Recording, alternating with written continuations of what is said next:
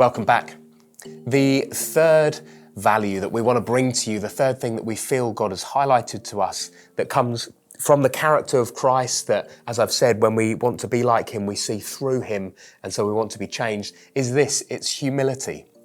It's not something that's often talked about. I'm just going to read Philippians 2, 5-8. Have this mind among yourselves, which is yours in Christ Jesus, who though he was in the form of God, did not count equality with God a thing to be grasped. But he emptied himself by taking the form of a servant. Being born in the likeness of men and being found in human form, he humbled himself by becoming obedient to the point of death, even death on the cross.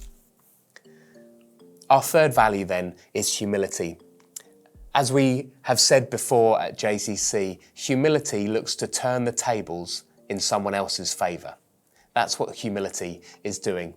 Just think for a moment about the Lord's humility.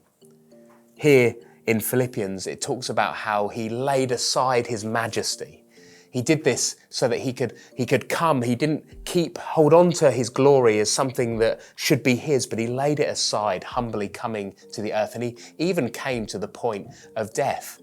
Think just for a moment that God laid aside everything he had, all of the riches of heaven, all of the prestige of heaven, and he came as a baby, a humble baby, had to learn things all over again, even though he was the creator of the universe. It's extraordinary. He came in humility to his disciples. He came in humility to the poor around him. He came in humility to the woman that was caught in adultery. He came in humility to the tax collector who no one else would ever want to be seen with. And even as Philippians says, he came in humility even to the point of the cross.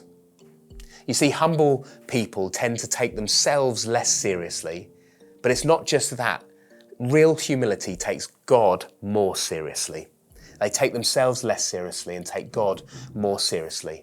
And we often come unstuck in life when the reverse is true, when we take ourselves more seriously and we take God less seriously.